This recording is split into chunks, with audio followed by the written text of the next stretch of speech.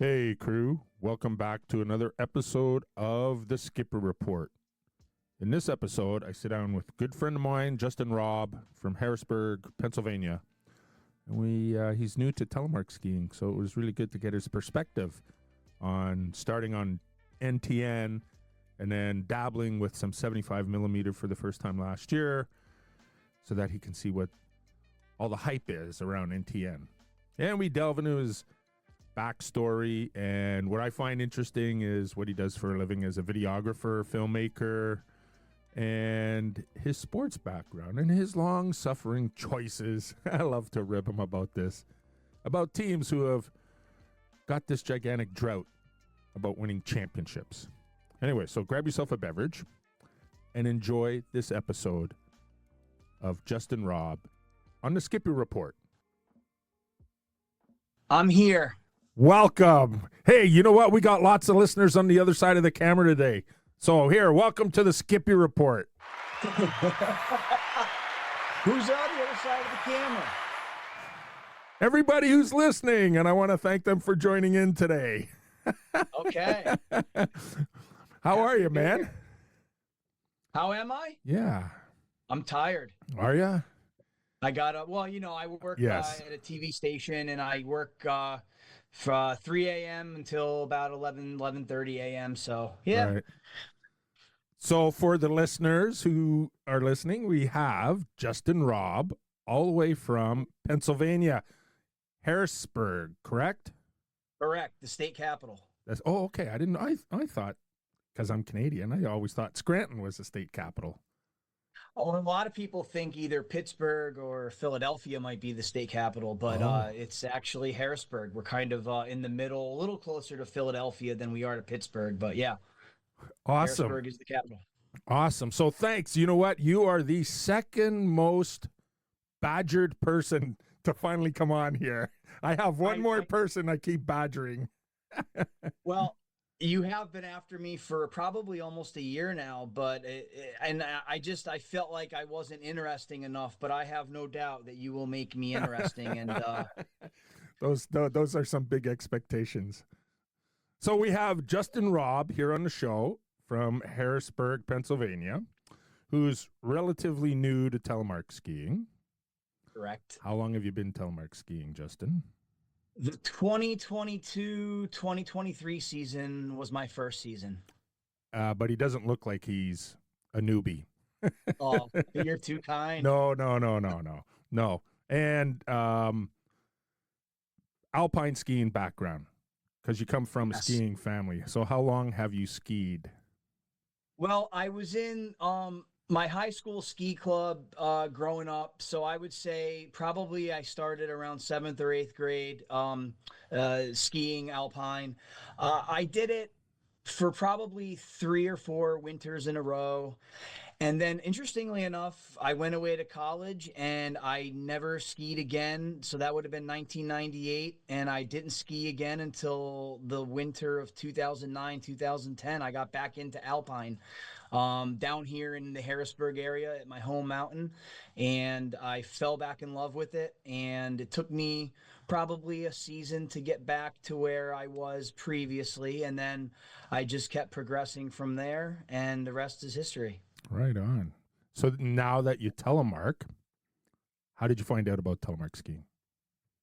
So I have 2 friends. One is named Chris Cavalli. He goes by Cavalli. And then another friend of mine, Eric Semmel. And Cavalli's been telemark skiing probably for 15 years or more now, maybe even longer. And Eric picked it up probably 9 or 10 years ago. And they would constantly be telling me that I need to ditch the training heels and that I need to free the heel and free the mind. And I just rolled my eyes for, probably 4 or 5 seasons in a row. No, I'm good, guys. I'm good. I'll stick with what I'm doing because I was decent at it and I was having fun. But then the more they kept wearing on me, I'm like, you know what? They're not wrong. I should definitely give this a shot. So, right. Luckily for me, there's a lot of telemark deserts around the country. It's hard to get gear, but I had 2 guys who had been doing it Cavalli has like a shop in his basement with lots of extra gear. Now he's taller than me, so I couldn't actually borrow his gear, but he was able to help me acquire the boots and the skis I needed, and the skis not so much, the bindings and the boots, and I was able to then start getting into it in the 2022-2023 season. But I have Cavalli and Eric Semmel to thank for really pushing me to give it a shot. Very cool. Now, see, I come from a totally different background because I saw it and I was like, holy shit, is that ever cool looking? You know, Yeah. so that's how I got into it. I pursued it just because I saw it. And I was like, as I've said on previous episodes, way, way, way back, I was on the north side of Mont Tremblant. There's this gigantic mogul field. I think the moguls were, no lie, the size of a Volkswagen Beetle. And these two people coming down so elegantly, and I was like, wow. So that was my attraction to telemark skiing. It's funny because I hear a lot of stories of people, and a large majority of the people who get into it later, they say how they noticed it on the hillside, and it just looked so amazing and different. And I got to be honest, like I never really paid too much attention to it. I don't have a moment where I saw someone else doing it and thought, wow, that looks cool. It was more of just, I don't know if I was just not paying attention and too much into what I was doing, but it was really just the constant pushing from my two buddies there that really got me into it. And now I pay attention to it all the time because I like to watch from the lift, and we have a few regular telemark skiers at our hill, so I like to watch and try to learn and pick up things as they come down. But I don't really have that aha moment where I saw someone else doing it and thought, man, I got to try that. But a lot of people, including yourself, had that moment. Very cool. Yeah. So now you said you're in a telemark desert, for people who are listening to this from other parts of the world outside of North America. You're pretty close to as far south as snow will fly on a regular basis, right? Yeah, in terms of where we are located, the natural snow is not something we can rely on. Is that what you're getting at? Yeah. Yeah. Well, even temperatures for making adequate amounts of snow. Yeah, we are right on that border. The problem is we don't have the elevation here that places like North Carolina, way further south than us, have. They're up 5,000 feet above sea level. Our mountains are more around anywhere from like the 1,200 foot to maybe 26, 27, 2,800 feet above sea level. So we don't have quite the elevation, but we're only projected to get somewhere between 20 and 30 inches of snow this year. So we really do rely on the temperatures. They have to be good for snowmaking. And with our mountains around here being anywhere from 450 feet vertical to maybe 1,000 or 1,100 tops, it doesn't take long for them to blanket the mountain in snow. But yeah, we really rely more on temperatures than snowfall. And we are in that area where it could be, we've skied anywhere in my skiing career. We've skied anywhere from mid-November down here to as late as after the new year before we could get started. It just depends. Right. So this is about the time of year where I know we get nervous. We're looking at the forecast. Okay, when can they start? When can they start? And we're not quite there yet, but we'll see. And I just recently I got home from the cottage last night, and I was out raking some leaves this morning, and it was like 8:00, and my buddy Mark texted me. He goes, "Hey, do you want to run the grain buggy today?" I was like, "Yeah, okay, sure." So I just came in from the field, so there's no snow here, but like at the cottage, there might be 4 inches of snow on the ground. Or where we have our ski pass, Owl's Head, they've got a foot on the ground. And then there's J Peak. They have 97 inches of snowfall accumulation this year, and I think their base is close to 2 feet. Like, it's nuts. They are getting off to a very hot start. Northern New England is the place to be, I think, this early season, because they're even doing better than Colorado's doing right now. So I am very envious. I saw your social media post this morning, a kind of a split screen between where you were this weekend and where you are now with the big tear emoji. I feel your pain. Yeah, definitely, definitely. Yeah, and we're like, oh, I don't know how many hours as the crow flies. I guess maybe 4 hours north of you. Like, we should be getting some snow, but I guess that's the reality of climate change. Seems like in the couple of years I've known you and we've talked, it seems like we kind of live in a similar type of climate area. Yeah. Even though you're further north, I think we kind of get similar weather, and our seasons are pretty close to the same length. Now, are you far enough away from the Great Lakes that you don't get much lake effect? Yeah, we don't get a whole lot down here in southern Pennsylvania. We will get the occasional band that makes it all the way from Lake Erie, all the way through the mountains of PA, through the Allegheny Mountains and the Appalachian Mountains, and it'll make it over into the Harrisburg area, but it's rare. My parents, however, that live in the northeast corner of the state. You mentioned Scranton. I grew up about 30 minutes north of Scranton, not far from the New York State border, just south of Binghamton, New York. But they do get bands of lake effect up there. They'll even get lake effect snow from, it's crazy, from the Finger Lakes in central Yeah, western New really? York. Those little skinny lakes, they're like 30 miles long, maybe a mile or two wide, but there's enough of them grouped together where they will produce lake effect snow, and they will get those bands down into Wow. the northeast corner of Pennsylvania. So yeah, my parents will get it up there where I grew up. I learned something today. I didn't realize they had enough Yeah. mass or volume or whatever you want to call it Oh to yeah. be a snow generator. If the water's warm enough and the air's cold enough, that will I don't know all the science behind it. I'll have to talk to my friend at work, Brett, the meteorologist, but if the conditions are right, they will produce some lake effect bands. That's cool. Yeah, see, we're lucky because to the northwest of us, we have Georgian Bay off of Lake Huron. So there's lots of snow that comes across there that hits our area. Yeah. Yeah. Very cool. All right. So, because I want to get into some other things now, we got you introed into telemark skiing. Tell the listeners what you do, because I think this is a really cool thing. Because for the listeners, Justin said he didn't think he was going to be interesting enough. And sometimes it's all about not just the skiing, but the person's backstory. So start off with where you went to university. I went to Shippensburg University. You guys call it university. We call it college. Same thing. I went to Shippensburg University, about 45 minutes to the southwest of here in extremely southern Pennsylvania, not far from Maryland. I got a degree in communications journalism with an emphasis on electronic media. Very cool. And then while you were at school, because you have a huge interest in sports, because Yes, Justin, your main sport, I would imagine, is baseball. it's my favorite sport. Yep, Yes, yeah, and that mine is as you like know. basketball. Yeah, yeah. Yes. So, what did you do when you were working your way through college for the But you have a university? good memory.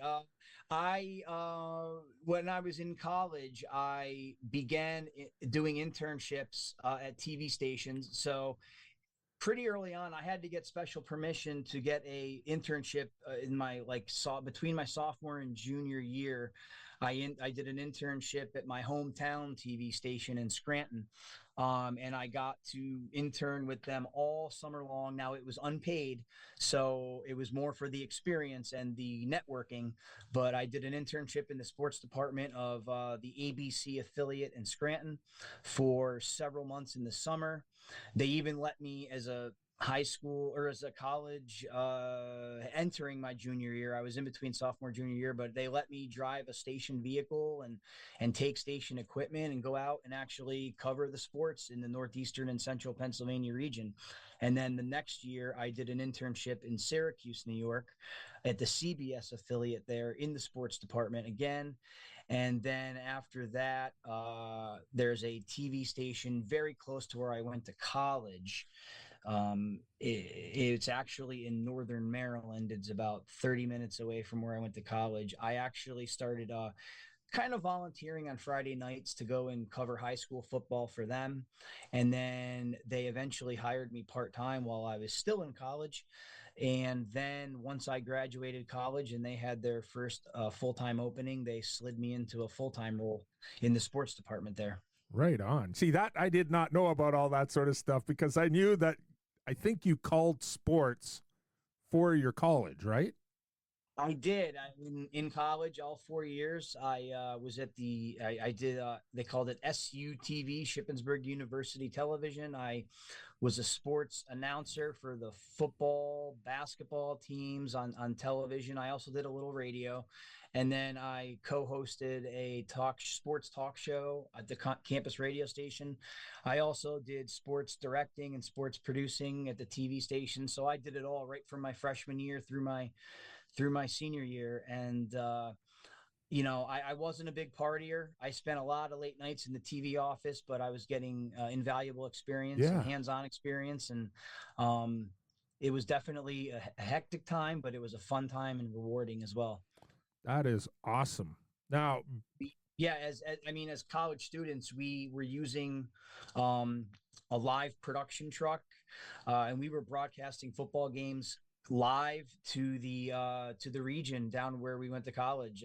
We tapped into the cable system, so we were carried on not just on campus, but we were carried over a 2 or 3 county area, and we got to broadcast live football and baseball games. And you can't get any better experience than that as a college student. I was just you came out of university or college with your feet just going. You were like got all that a mile a experience. minute. Yeah. And you do go a mile a minute. You don't sit down, man. I might be, yeah, you've got the height advantage on me. That's why you were good at basketball. I'm a little smaller, maybe a little faster. I played baseball, but yeah, we each bring something to the table. Now, when you talk about baseball, I'm seeing bobbleheads behind you on the shelf, along with a bunch of skis in the corner. Yeah. And so the listeners don't know this, but Justin and I go back and forth over social media or whatever about sports and his choices of teams that he likes to endure the long suffering drought between championships. I'm a glutton for punishment. I love to be miserable. I love to be full of despair and heartbreak. So I'm a New York Mets baseball fan and a New York Jets football fan. And for any of your listeners who know sports, they know that ouch, that's not a good combination. I could have been a Yankees and a New York Giants fan, but I went the other route. My dad was a Mets fan, so that's kind of what I knew growing up. My kids have gotten bitten by the Mets bug, so they're Mets fans, and my friends joke with me that that's child abuse. And so yeah, but in terms of the football teams, they've each gone their separate way. I have not passed that gene on to them. So at least with football, they're going to be okay. But so who do they like in football? My oldest son, who is about to turn 14 on December 5th. Now, we should say we're recording this a couple days before Thanksgiving. Yes. Here in America. I know your Thanksgiving was in October. Yes. Right? Early October. Yes. So my oldest son, who's 14, he's about to turn 14. He is a Seattle Seahawks fan. Wow. And that's because he liked their colors, which a lot of kids like, they see a team on TV, they like the colors, they fall in love with that team. He's a Seattle Seahawks fan. And my youngest son, who's 11, he is a Philadelphia Eagles fan, which makes perfect sense because we're only an hour and 45 minutes west of Philadelphia, and he is surrounded by mostly Eagles fans. Okay. See that because when we were texting back and forth when the Eagles won their Super Bowl, and I totally forgot that you were the long-suffering poor choice maker when it comes to sports. We watched the Eagles win the Super Bowl at our White Pine. That's right. That's right. Yeah. Right? Yeah. So hang on. So maybe it was in the playoffs that we were texting back and forth. Yeah, that's what it was. Yeah. See, my memory's not what you think it is. It's pretty good. It's pretty good. It's pretty good. It's pretty good. Yeah. So, all right. So we've got the sports stuff taken care of. Part of your job. So where are you now and what are you doing? Because you mentioned that you get up at are you at work at 3:30 or are you just getting up at 3? Okay. I get up at between 3 and 3:15 because I only live 2 blocks from my workplace. So that's kind of convenient. and I am the morning. We have a morning show on the air every morning from 4:30 until 7 a.m. It's our news show called Daybreak, and we're on from 4:30 until 7. So I am a photojournalist or videographer, however you want to phrase it. But I operate a camera out in the field. I'm not a studio camera operator. I'm a field camera operator, and I work primarily with a reporter every day. And we do what they call live reports or live shots within the newscast. So every half hour, the anchors that are sitting at the news desk will throw it out to us in the field, and my reporter will do her thing, and yeah, that's what I'm kind of behind the camera. And I've Um, like recently I saw something significant. I can't remember what it was. I don't know if it was something related to upcoming Thanksgiving or something like that. There was a it could have photograph. been, we could have been doing something with food donations, Yeah, or it's we cover lots of community events. We also cover boring political events because we are at the state capitol. So we have the state legislature 3 miles down the road at the state capitol building. So we do a lot of stuff with that. Bills that are being introduced, lawmakers trying to pass bills, how that's going to affect the everyday person. so you cover that We stuff? we cover that stuff. Yeah, Okay, we do all kinds of political stuff. We my station produces a statewide political show once a week. Now I don't really have much to do with that, but we do produce and execute a weekly 1 hour political show.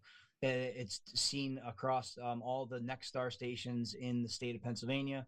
But we also do fun featurey type things. Like, for instance, there was the big movie premiere, the big release of Wicked for Good, the newest movie that's right. out, and we set up a fun morning at one of the local IMAX movie theaters down in Lancaster County, the where the Amish are. There's a really cool IMAX theater down there in Lancaster, and so we spent a morning with the guy who owns that movie theater and did a bunch of fun things with him. So my job, we do something different every day. We have to cover, unfortunately, sometimes some bad stories. If there's Right. a big fire that happens in the middle of the night, or a really bad accident that might close down a local highway, or God forbid, some kind of crime that's committed, a shooting or a stabbing. Right. Sometimes we have to go and change course and do that. So the job is just kind of something different every day. Is that your attraction to be out in the field versus being in a studio videographer? Definitely, absolutely, yes. Now there are some mornings, like the last 2 mornings, where we have an editor who stays in house, in the office, and his job or her job is to edit all the video and interviews that you will see over the course of the 2.5 hour show.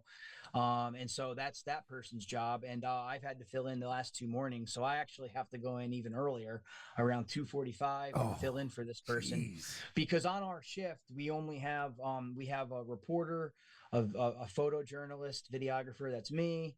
We have an editor. We have a meteorologist. We have 2 anchors. We've got a bunch of behind the scenes production people.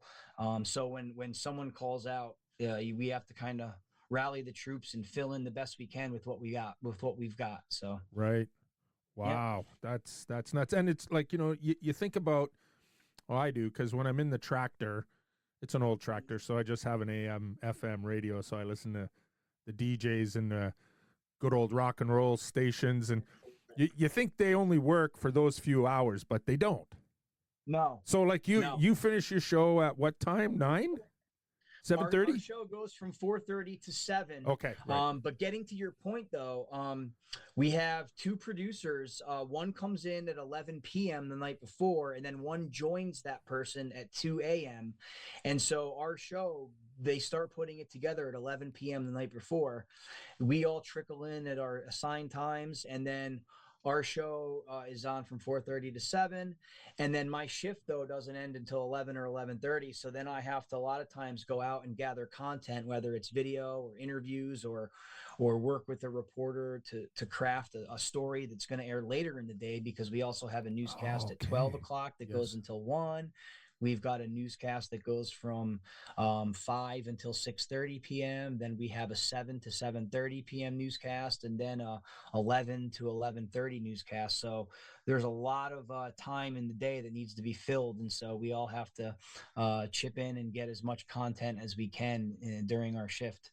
That's amazing how much news has grown since when I was a kid, man. Because Yeah. yeah, And it's like there's more places to get your news now too. I mean, yeah, back when I was growing up and when you were growing up, I mean, broadcast television stations were the main way to get your news. There was no social media, there was no yeah, cable news 24/7. So it's a good thing now, I think, that there are a lot of different places to get your news now, and you don't have to be sitting in front of the TV at an assigned time to right. see it broadcasted live, or else you missed it. Yes, yes, Because we stream our newscast on an app, on our news app, which almost every station now does. You can go back and watch it at a later time if you want, on a computer, an iPad, a phone. So there's all kinds of ways to consume the news now, and when you want to consume it. yeah. It's nuts. Just Yeah. yeah. There's I no reason why you can't stay informed. so I work in news, but I don't I don't consume a lot of it when I'm not working. So I consume a lot of sports, and I Yes. do some sports things at work too. Some of my most memorable times are covering sports, and so my regular hours are mainly filled with doing news, but I do get to help out with sports coverage, and I consume a lot of sports when I'm not working. I don't consume a lot of news just because quite frankly, I get tired of a lot of it. Yeah. So Yeah. uh, don't tell my employer I said that, but I'm not a big Who? consumer when I'm Who? not Who? working. That's all right. So you did mention, because I was waiting, some of your memorable experiences in what Yeah. you've been doing for your work. Yeah. Oh, so you're looking for maybe a little list? Yeah, just a couple of Yeah. top things, because I do see some of your social media where you're on the sidelines with at an Oh, Eagles yeah. game or Yeah. So, I mean, some of my most memorable stories I've been able to do in my career have been sports related. One of them was I was at Tom Brady's first Super Bowl victory for the New England Patriots back in it would have been February of 2002, the first Super Bowl after 9/11, down in New Orleans. Through my employer, when I was in college, I mentioned I worked for a TV station not too far from Shippensburg down in Maryland. That station, um, they got me a freelance job with NBC News Channel back at the time, and I cool. was able to go down with another fellow employee, and we helped out with doing content gathering for NBC at the Super Bowl. So I got to be at Tom Brady's first Super Bowl back in 2002, February of '02, versus the um, the St. Louis Rams at the time. That's who the New England Patriots beat. I was there. I got to be at in Pennsylvania. The big college team is Penn State. Yep. Penn State football. Back in it would have been January of '05. I was at the Orange Bowl down in the Miami area of Florida. They played Florida State, and they won the game in triple overtime. Penn State did. That game ended well after midnight. That was a very Wow. memorable trip. We were down in the Fort Lauderdale, Miami area for about 8 days.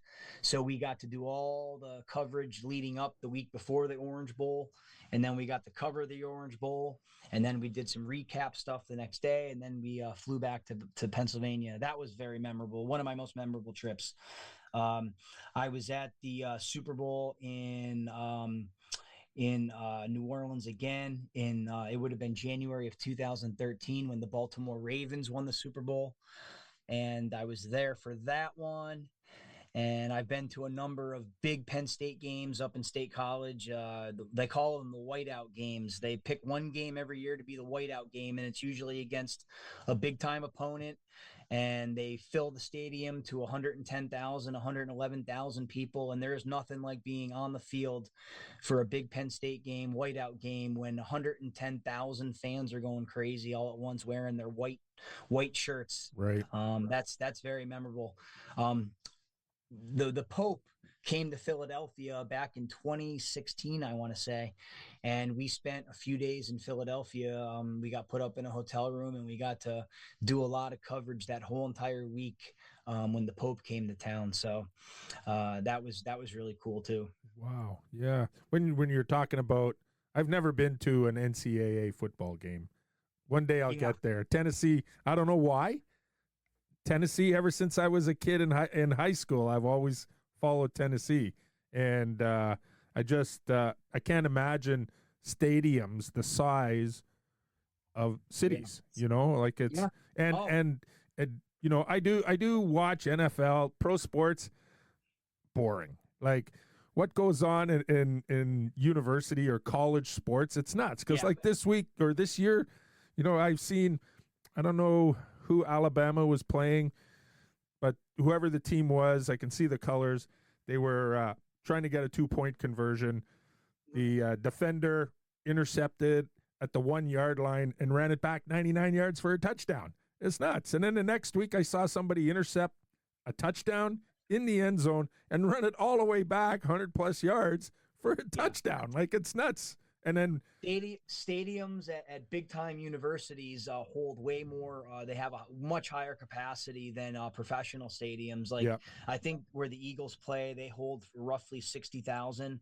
Like I mentioned, Beaver Stadium up in State College holds like 110, 111,000. And yeah, you're right. I mean, the atmosphere at a big time college event, it cannot be topped. It's the best. And you watch a lot of professional games, you don't quite get that, but yeah, it's definitely a great experience. and If you can ever get to a college football game, yeah, definitely do it, and make sure it's at a big, like Tennessee would be a good one. yeah, Michigan would be a good one. yes, yeah, Penn State, Ohio State, any of them. yeah, Ohio State for sure. Yeah. yeah, yeah, and now Indiana. Like Yes. who would have thunk in my era of sports, Yep. Indiana was really just known as a basketball team or basketball They've school. they've really exploded on the scene, and they've got a quarterback. His last name's Mendoza, and he arguably could be the number one pick. I don't know. He'll definitely be a top 10 pick. And in fact, my New York Jets are rumored to be hot on his tail if he comes out and in the draft. And hopefully they end up getting him, because we need all the help we can get as Jets fans. What was your last big quarterback's name? The New York Jets. Yeah, that he didn't perform. Oh, the list of quarterbacks we've had that haven't performed, it would be the size of my arm. But the last one we had that won a Super Bowl was Joe Namath. I know. That's a long time ago. 3 years, I was 11 years before I was even born. Wow. You know what? It's nuts. As soon as you said that, it made me think of the Opperman family. Because they finally Packers fans, right? Yeah, they're huge Packer fans. And I think Lou told me they applied to get seasons tickets in 1967. Are they still waiting? Or No, they got them. They got them like 5 years ago, I think. Yeah, that's nuts. It's insane. Yeah, I'm so happy they got it. That's a great family, and yeah, those wait lists for some of those legacy teams, like the Packers are a legacy team, and the wait list to get season tickets for them can be years and years and years long. Yep. Yeah. Wow. And so that gives us a good segue into where we met. Oh yeah, Midwest Telefest. So we're making a full circle back to telemark skiing. The first time I met you, I remember. I first learned about you on Josh Madsen's Free Heel Life podcast. Oh, okay. All right. That was where I first learned who Keith Woods was, and I show up because the year I went to the Telefest, it was held at Big Powderhorn. Yeah. Right in Ironwood, Michigan. Yep. Because of the lack of snow in the Porkies, they had to go to a snowmaking mountain. So I walk into the bottom of the lodge, Big Powderhorn, and I looked at the sign-in sheet, and there was only one name on it, and it was Keith Woods. And I'm like, well, he's number one, he's here early, and number two, I know that guy because I heard him on Josh's podcast. So, fast forward to I think I think because I helped you guys unload some boots from Josh from Right. their trailer there, but I remember you coming down. I was waiting in the lift line, and Josh had asked if I wanted to ride with him, and I'm like, yeah, I want to ride up the lift with you, of course. I've listened to all your podcast episodes. I'd love to chat with you on the lift. And then you came down with your lurk, and you were like, hey, are you waiting, you want to ride? And I was like, oh boy, I've got Josh Madsen on one side, I've got Keith Woods on the other. Oh, I yeah, felt like right. I was in Yeah, between yeah.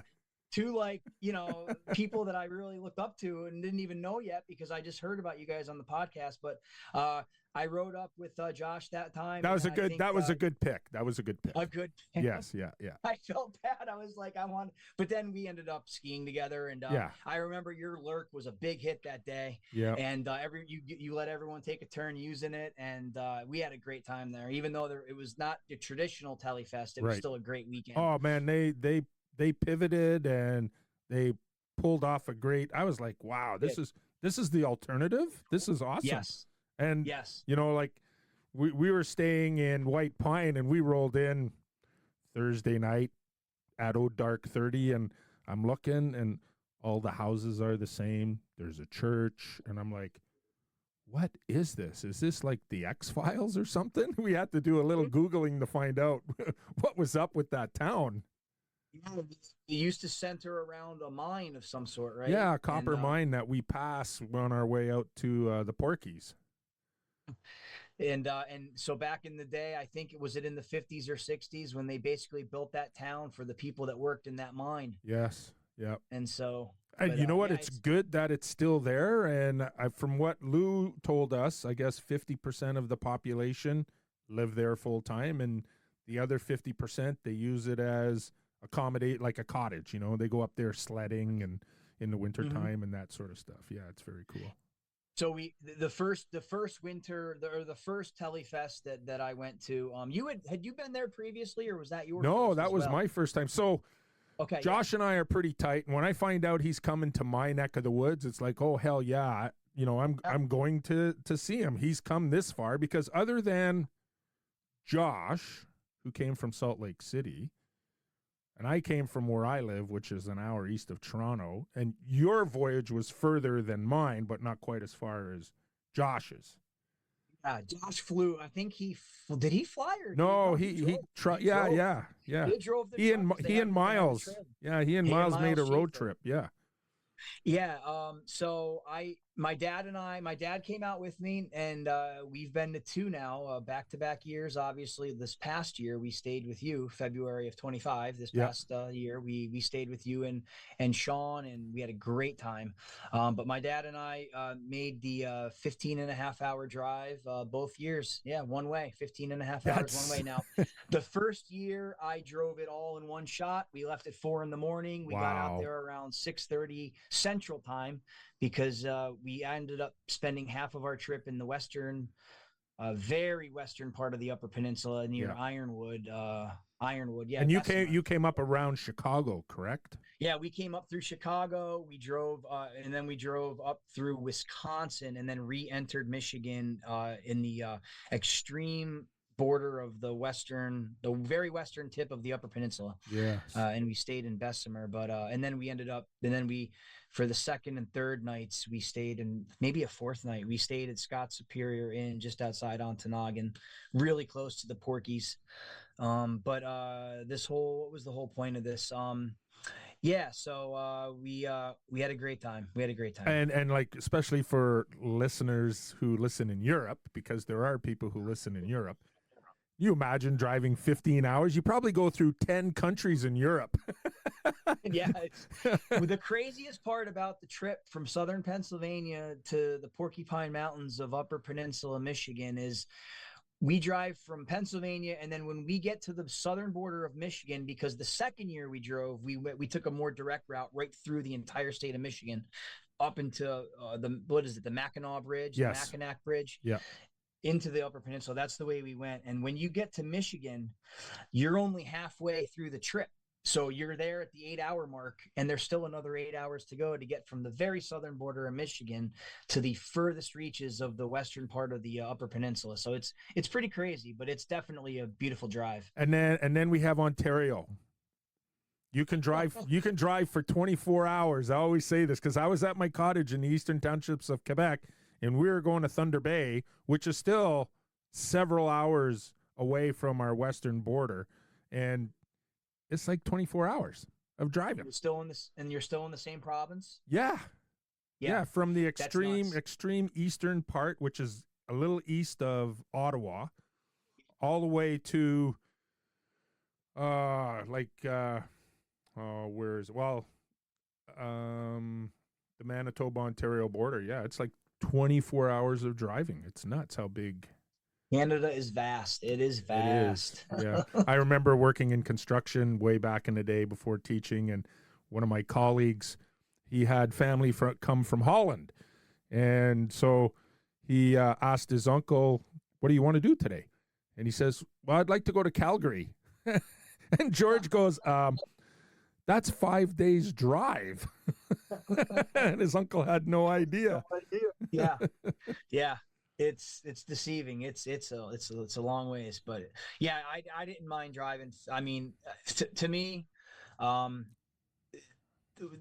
I know you ask a lot of your interview subjects. You ask them where telemark has taken them, and I don't quite have the credentials of a lot of the people that you've had on this podcast. I don't have the experience, I don't have the talent, but I do have the love of telemark and the passion. And where it's taken me is meeting people like you at the Midwest Telefest, meeting Josh Madsen at the Midwest Telefest, Yeah.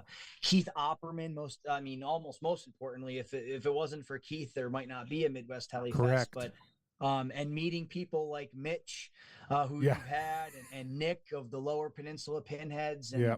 just all the people I've met, and the coolest place it's taken me so far is the Midwest Telefest, and then even Telestock in Ellicottville. I know Right. we stayed in Salamanca. Yep. We spent a night there and attended the Telestock event at Holiday Valley last February, and that Yes. was a great time. And I'm actually going to be seeing the City Garage guys because I am going to be taking a trip up here in a few days up to Rochester, actually, Nice. to pick up a pair of skis I bought because I'm going to be up that way anyways. I picked up a pair of skis from a guy, and I'm going to stop down at the garage because I told them how much you have raved about their shop, and I've heard all great things. And so I'm going to stop in and see the guys again, Trey and Adam Yep. and those guys. I'm looking forward to it, just to stop in and say hi. They said, come on in. So Yeah, right on. Yeah, because like deserts here in Canada, we don't have very many retailers. Maybe in Quebec and Valhalla Pure Outfitters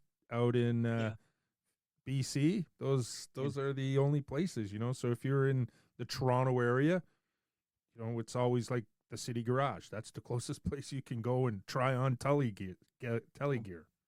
When I got into telemark, I mentioned my buddy Cavalli and Eric Semmel. So I had a lot of good input from people from some friends who knew, they were familiar with my style of skiing, what Right. might work for me. So I ended up going all in. I didn't get used gear to start. I went all in because I knew once I started telemark, I was all in. And I've only alpine skied, I think, 3 times total since I started in the 22-23 season. I think I've alpined 3 total times, and I go about 50 times a year. Mm-hmm. So you're talking about 150 days of skiing for me since then, and I've only alpined 3. I'm never going to go back. I was going to In ask, fact, what made you go back to alpine for 3 days?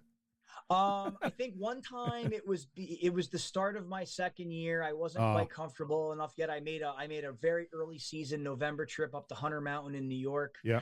And so I put on the Alpine because I just wanted to get a day in and not have to struggle too much because it's in the early season conditions, especially the first couple of days, the conditions could be bad. I didn't want to get injured. Yeah. And then I think there was one other time where I'm like, you know what? I just want to see what it feels like now that I've tellied for 2 or 3 years. I want to see what it feels like. Yes.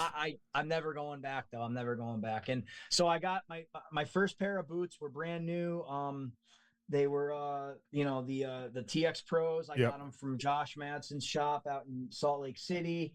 I got my Outlaw X bindings from him, and then I got a pair of K2 Mindbender skis from online. And then I acquired another pair. My first 75 millimeter setup, I got a pair of T2s off of Facebook. I got a great deal. The guy gave me a great deal. They're almost like new. I think he charged me maybe $200 for them, Right. and they didn't have a scratch on them. And then I actually a pair of vices. These vices are actually Keith Opperman's dad. His name is Tom, Tom. right? Yep. These are Tom Opperman's used axle or Yep. no vices. I mean, that was my first telemark setup. Keith gave me a really good deal on those, and so I'm gonna get them mounted on a pair of skis. And yeah, I've got a 75 mil setup. I've got my NTN setup, and I'm just having a blast. Right on. Now, because you started on NTN, and we're gonna go with like Adam X, CJ Kosha theme here. It's like, why 75 millimeters? Like, and hopefully my Adam X impersonation was pretty good, because this week the Pretty Good Telemark Show is only the #2 telemark show in the world. You're on the #1 show. That's a lot of pressure. You should not have reminded me. That's a lot of pressure. Why? Because I don't have a long history with NTN, and I'm not like a top telemark skier. So I definitely wanted to experience the 75 millimeter Right. Yeah. journey. Yeah. So if I have to be honest, I mean, I wasn't sure if I would like it, but I had a blast on the 75 millimeter setup. So through these podcasts, whether it's Josh's podcast, whether it's your podcast, whether it's Adam's Pretty Good Telemark Show, I don't know. I'm passionate about telemark, Yeah. and I especially the history of it. And I hear all the stuff about 75 millimeters. So I definitely had to get my first 75 millimeter setup and experience it and just see how it feels different and how it responds differently. And I've got different spring configurations that I like to throw in. So I just like to experiment and play around and see what all the talk is about and what's different and what will work, what won't work. And I just like to talk shop with my two buddies who got me into telemark. We talk shop all the time, and I listen to every single telemark podcast I can find, and it's just it's been a real fun ride. So you've been out on 75 millimeter then? Yes. Okay. Now, a guy my size, yes, I can't tell the difference between any gear because my size, my weight. I ski on big skis, and one of my friends, he's the guy that I learned to be an instructor through. He's like, yeah, you know what? You just stomp on it and the skis do whatever you want them to do. I don't have problems with really stiff stuff. Yeah. And I skied, some of my good setups, I had T-Race boots with G3 Targa bindings on some really good carving skis, and I didn't have a problem. And I went from that to NTN, and I was like, oh, okay, this, it was, one of the things that I like, and when you're a bigger skier, when I went to visit Josh and he was making skis, he had the 801s, the powder ski, and the first one they made a little too stiff, and they really wanted me to get out and ski them. And so I crammed my 31 foot into a 29 boot, and I was able to, Josh got up early and we baked the liners to my foot, and I was able to ski till about 2:00 in the afternoon. And then I was like, oh, I got to stop. But I came back and I was like, I want to buy these skis. They're such a good ski.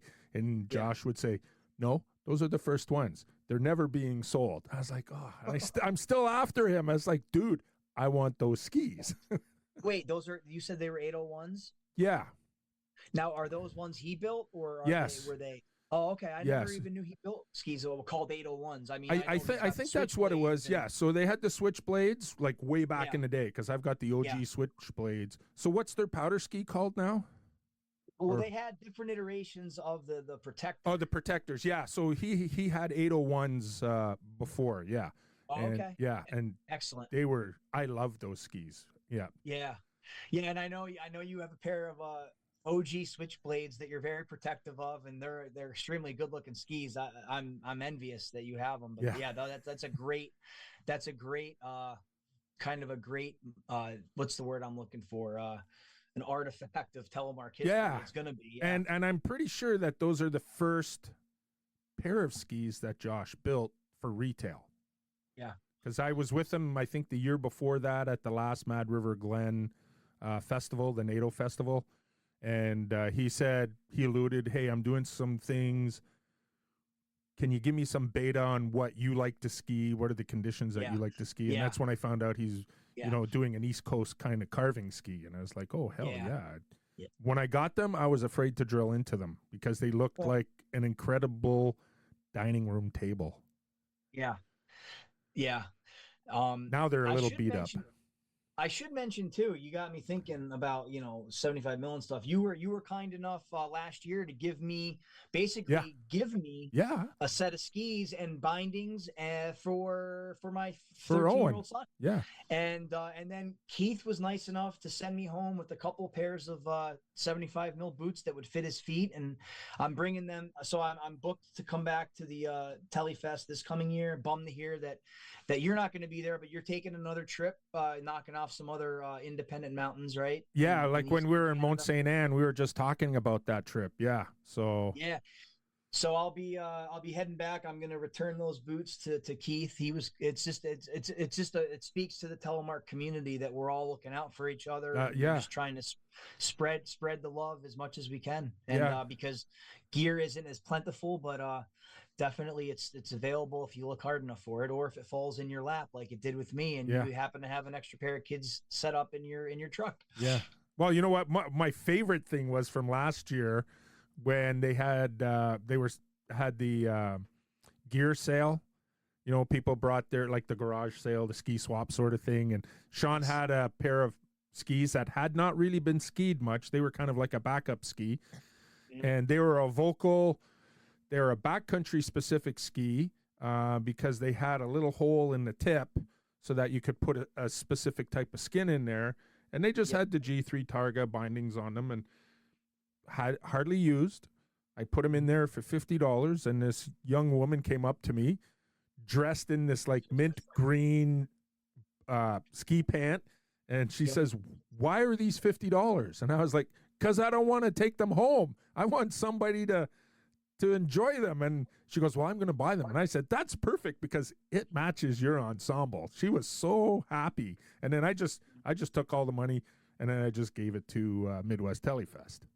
Yeah, that was nice of you, but yeah, she got lucky. They weren't going to last long. They were at that price. They were going to get taken. But yeah, I would encourage anyone who's listening to this who has not been to the Midwest Telefest to definitely consider it. Try to work it into your plans one year, because it's so worth it. I mean, a lot of the people that were there that go every year have been going for decades. I was kind of a newbie, a new telemark skier from an area that doesn't really, I don't know how many people from Pennsylvania go to the Midwest Telefest. In fact, whenever I wear Midwest Telefest hat, people are always asking me, what is that? What is that? Right. And, but anyways, I wasn't quite sure how it would go, and I heard Keith Opperman on a number of podcasts talk about the Midwest nice, and it's not a lie, it's a real thing. And I was welcomed right in. I felt like a longtime member of Telemark at that first Telefest. It's just such a welcoming environment. Everyone is super nice, super helpful, and it's just a blast. And I would encourage anyone that has not gone to it to go for sure. Yeah, and we gotta show some love to Nick, also at Lower Peninsula Pinhead Reunion in Caberfay, Michigan, in Cadillac. Yes, his event is in January. January, I think January 25th ish. Yeah, look for him on the socials. That's where you can get all the information, man, on Instagram and Facebook. Midwest Telefest, Lower Peninsula Pinheads, that sort of stuff. You can get, because they've got it all out. One thing I'd like to go to, but it'd be really far to go to, is the what is it? The bad outfit. You know, that night ski day. The bad fashion party. Oh, or that's it. something? Yeah, bad fashion party. Yeah. And that's it. Is that at Marquette Mountain? Do they have that at No, Marquette I think Mountain? it's Spirit Mountain in Duluth. Spirit in Duluth. Yes, you're right. Yeah. Spirit in Duluth. Yep. Yeah. Yep. So no, I that's I'm kind of iffy on social media, but the only thing keeping me in it, and I know I'm doing it right, is that whenever I open up Facebook or I open up Twitter or I open up Instagram, it mainly all I'm inundated with is skiing stuff, good. mainly telemark. So I know that the algorithms have sorted themselves out, and whenever I open it up, your stuff pops up immediately, all Right. the other telemark stuff pops up, and that's why I stay on social media, because it just keeps the stoke alive 12 months out of the year. Right. Well, you know what? Sean and I were having a conversation about that, and I don't know which, because I'm doing that presentation on December 6th here in the Toronto area. Cool. Ski Telemark's warm-up day. It's their 42nd annual warm-up day. Pretty cool. Yeah, and Holly was a guest of mine. She was the last of the women that I did last year, and I wasn't sure, and I was like, you know what? I'm just going to continue it, and wherever the women fit in, like Adele, yes. She came in after Nick. She's part of the Women in Telemark Skiing Series.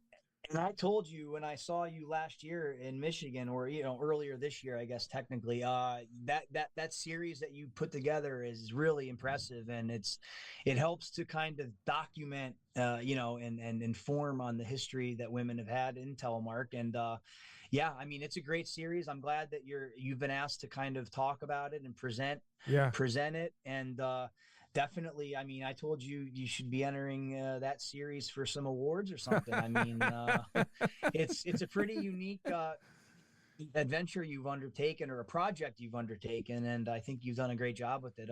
I was lucky enough to meet Adele, your friend Adele, at the Telestock Festival. She's a great person. Oh yeah. Just another person that made me feel like her and I have known each other for decades. Yeah, I mean, that's just the kind of people that telemark skiers are. Yeah, I don't think I've run into anybody who's a dickhead who's on tele skis. I haven't. No, or as we say, I guess there's this new thing in Canada. We, instead of using the dickhead, we use chucklehead. No, there's not really many of those in telemark that I have seen. None yet, so I'm happy about that. That's awesome. That's awesome. So obviously plans for the upcoming year are skiing your locals and Midwest Telefest. Yeah, so in Pennsylvania we have about probably between 22 to 25 ski resorts. Wow. A lot of them are located in the Pocono Mountain region, which runs from the Scranton area down along the Delaware River and then wraps into the Allentown Reading area. But yeah, so usually my season will start either at Hunter Mountain in late November, or it'll start at Jack Frost Big Boulder, because that's usually one of the first closest mountains that opens, usually first week in December. Probably hit that a few times. And then my local mountain is Round Top Mountain. It's about 25 minutes away from me. It's a 600-foot vertical mountain. Again, very similar. I'm reminded, the Midwest mountains remind me a lot of the mountains in Pennsylvania, right? Around the 600-foot, 500-foot vertical. I don't need a 2,000-foot mountain to have fun. I enjoy hitting. I make the best of any mountain I'm at. I like to just explore and right.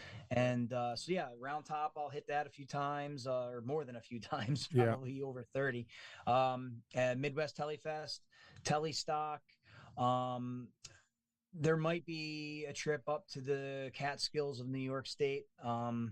That's yet to be determined. I have not, of all the skiing I've done since 2009, I've yet to go out west and ski. Right. It'll happen at some point.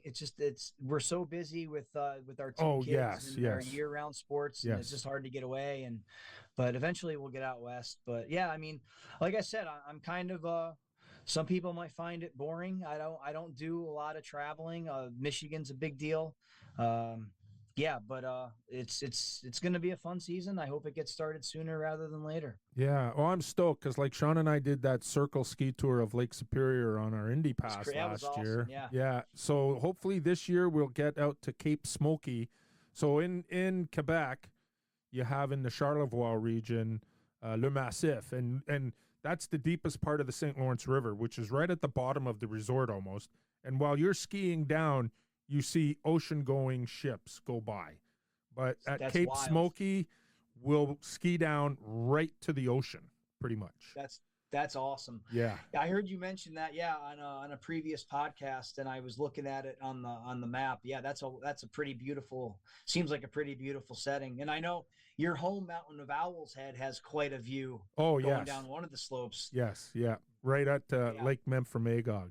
I'm trying to get Christine Keeney to come up because Owl's Head is now on the Indy Pass, right, Christine? I'm going to guilt her into... I follow her on Instagram, Knee Dipping Ginger, right? Yeah, but she's changed it to Mia Christine, I think. Yeah, she was Knee Dipping Ginger, yeah. But she's the one that gets out 100 days a year. Oh, yeah. She's already been out a bunch up in Smuggler's Notch, maybe. Mad River Glen, yeah. J Peak, I don't know. Yeah, that's awesome. Yeah. Yeah. So, anyways, we did it. There's like 59 and 23 seconds. It's come to like it just naturally, organically came to sort of a conclusion. Did. Yeah. We could probably talk for another hour, but maybe we'll do another one sometime. Oh yeah, I'd like to do. I like doing updates. Leave a little bit of time and then go back and see what's up with people and that sort of stuff. So thank you so much for taking some time out of your day. And it's a pleasure. I mean, you've given me a bunch of stickers. You gave me a bunch of patches. I've got Skippy Report T-shirts. Yeah. People ask me what's a Skippy Report, and I'll have to tell them to definitely take a listen. But yeah, I try to spread the word as much as I can. You do about what you do and about what Telemark is. So yeah. Well, thanks so much for sitting here and talking Telemark and videographer. Yeah, don't worry about it. It's been a fun time. Thank you for having me, and I'm glad I finally caved and did it. It was really fun, and hope to do it again. Well, there you have it, folks. Another episode of the Skippy Report. A gigantic thank you to my good friend Justin Raub for finally agreeing to sit down to this painless interview and recalling all of the stories, whether it's professional, recreationally, or from his youth. Anyways, I really enjoyed this. I hope you guys enjoyed this episode nearly as much as I did. I really enjoyed listening to his stories about work. I think it's very fascinating. He's out there filming history and putting it on the news. Anyways, check back later for another episode from the Skippy Report. Oh, and by the way, if you want to find Justin, he's on Instagram. Just check up Justin Raub. There'll be a link in the my Instagram post, so you can check him out. And he's also on Facebook. So do your homework, look him up, encourage him, and thanks again for choosing to listen to the Skippy Report. Peace out.